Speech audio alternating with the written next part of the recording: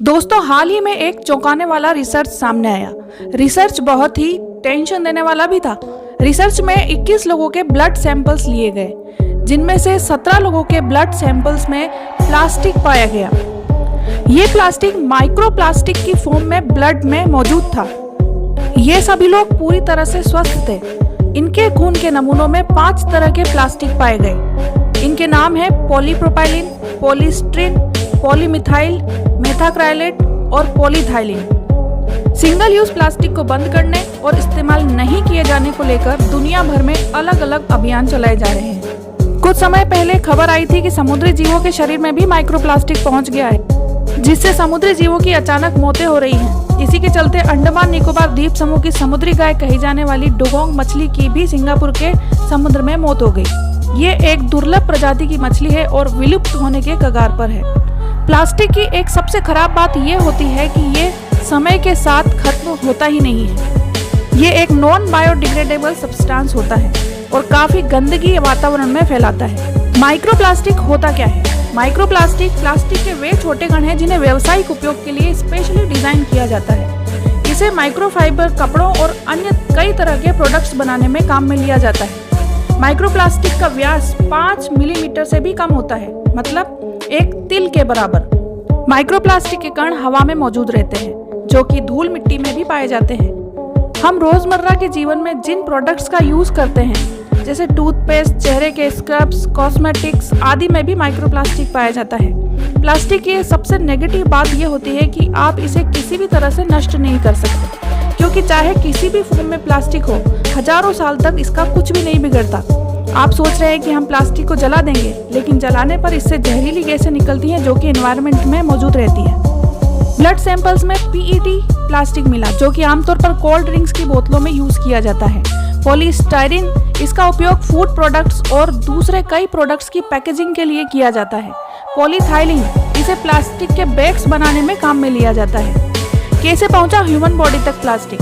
Researchers ने इस नई रिसर्च के पहले एक और रिसर्च की थी, जिसमें प्लास्टिक के कण लोगों के दिमाग, पेट, यहाँ तक कि अजन्मे बच्चों के प्लेसेंटा में भी चिपके पाए गए थे। इसमें से कुछ तो पॉटी के जरिए निकल जाते थे, लेकिन अब खून में भी माइक्रोप्लास्टिक पहुंच गया है। ऐसा पहली बार देखा गया है कि माइक्रोप्लास्टिक अब ह्यूमन बॉडी में खून के साथ पूरे शरीर में दौड़ रहा है।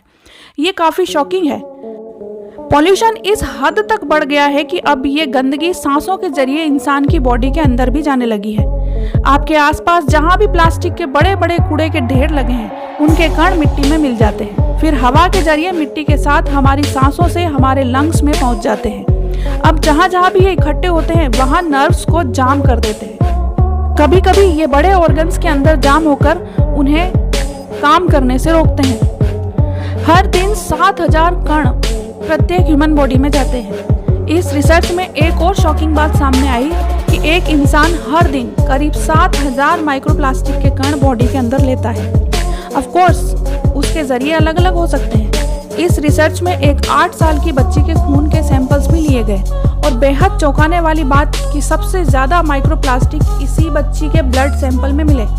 दरअसल ये बच्ची जिस बेड पर सोती थी, जिन खिलौनों से खेलती थी और जिनमें ये दूध पीती थी, वे सभी सिंथेटिक मटेरियल के बने होते थे। इसी कारण ये टुकड़े उसके शरीर में ज्यादा मात्रा में चले गए। माइक्रोप्लास्टिक लोगों के फेफड़ों के टिश्यू में बहुत गहराई तक चला गया है। ये कण सांस के दौरान या भोजन या पेय पदार्थों के माध्यम से लोगों के शरीर में रेगुलरली एंटर कर रहा है।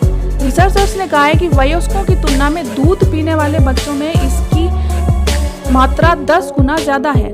छोटे बच्चे जो कि वैसे भी सेंसिटिव होते हैं, उनके शरीर में जाकर ये माइक्रोप्लास्टिक क्या क्या रंग दिखाएगा, ये आप और हम समझ सकते हैं। माइक्रोप्लास्टिक रेड ब्लड सेल्स की बाहरी झिल्लियों से चिपक जाते हैं और हमारे शरीर के ऑर्गन्स में ऑक्सीजन की सप्लाई को कम कर देते हैं। ह्यूमन बॉडी में सारा खेल तो ऑक्सीजन का ही है।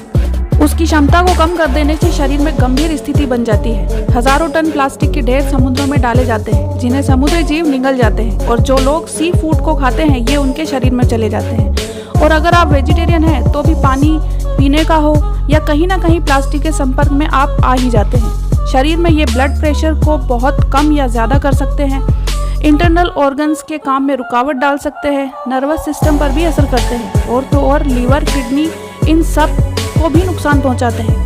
अचानक heart attack, brain haemorrhage, paralysis और भी गंभीर सिचुएशन पैदा कर सकते हैं। माइक्रोप्लास्टिक कपड़ों में भी आता है। कभी आपने nylon, spandex, acetate, polyester, acrylic, rayon आदि के तो नाम सुने ही होंगे।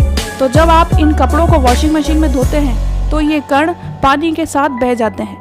प्लास्टिक का निर्माण सबसे पहले एक अमेरिकी साइंटिस्ट जॉन वेस्ले हयात ने किया था, जो कि एक आज गंभीर स्थिति पैदा कर चुकी है। दोस्तों, आपको ये वीडियो कैसा लगा कमेंट करके ज़रूर बताएं। वीडियो पसंद आई हो तो लाइक और शेयर करें। चैनल पर नए हैं तो सब्सक्राइब करें और बेल आइकन को दबाना ना भूलें।